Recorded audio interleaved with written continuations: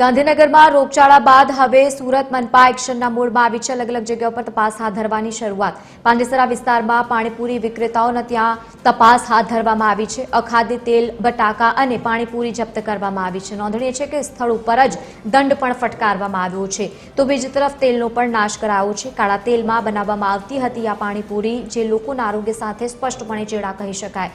ગંદા કપડામાં આલુપુરી બનાવવામાં આવતી હોય તે પ્રમાણેના દ્રશ્યો પણ સામે આવ્યા છે। મહાનગરપાલિકા અત્યાર સુધી સૂતી જોવા મળી હતી અને અત્યાર સુધીની પાલિકાની કાર્યવાહી ઉપર પણ અનેક સવાલો ઊભા થયા છે।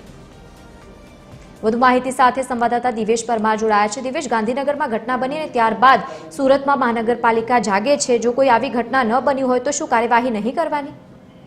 બિલકુલ, જે પ્રકારે કહી શકાય કે ચોક્કસ આ મામલે સુરત આરોગ્ય વિભાગની ઘોર બેદરકારી કહી શકાય, કારણ કે જે પ્રકારે ગાંધીનગરમાં રોગચાળાની ઘટના બની છે અને ત્યારબાદ સુરત આરોગ્ય વિભાગ છે જાગ્યું છે, ત્યારે રહીને ફરીથી પાણીપુરી વિક્રેતાને ત્યાં દરોડા પાડવામાં આવ્યા છે। દરોડા દરમિયાન જાણવા મળ્યું કે ત્યાંથી અખાદ્ય તેલ અને પાણીપુરીનો જથ્થો હોવાનું સામે આવતા તે જપ્ત કરવામાં આવ્યું છે, સાથે સ્થળ પર જ દંડ ફટકારવામાં આવ્યો છે।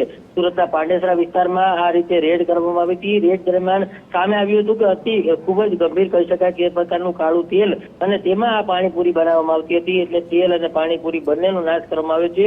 અને ખાસ જે પ્રકારે આલુપુરીના સુરતના સુરતીઓ શોખીન કહેવાય છે, ત્યારે આલુપુરી પણ ગંદા કપડામાં સૂકવેલી જોવા મળી હતી। આમ સુરત મહાનગરપાલિકાનું આરોગ્ય વિભાગ મોડે જાગ્યું છે। અત્યાર સુધી સુરત મહાનગરપાલિકા શું કાર્યવાહી કરતી હતી તેના પર પણ મોટા સવાલો થઈ રહ્યા છે, કારણ કે ગાંધીનગરમાં જે પ્રકારે ઘટના બની ત્યારબાદ મોડે આરોગ્ય વિભાગ જાગ્યું છે, ત્યારે અત્યાર સુધી આ લોકો દરરોજ માટે પાણીપુરી વેચે છે, સાથે જ સુરત ખાવાનો શોખીન છે, ત્યારે અવારનવાર આ પ્રકારના કિસ્સાઓ સામે આવતા હોય છે। ત્યારે અત્યાર સુધીમાં અખાદ્ય ચીજ સુરતીઓ કેટલું આરોગી ગયા છે તે પણ એક મોટો સવાલ છે। બિલકુલ, આભાર સમગ્ર માહિતી સાથે જોડાવા બદલ। તો કોઈ પણ ઘટના બને છે ત્યારે મહાનગરપાલિકાઓ જાગે છે અને કામગીરી કરતી જોવા મળે છે।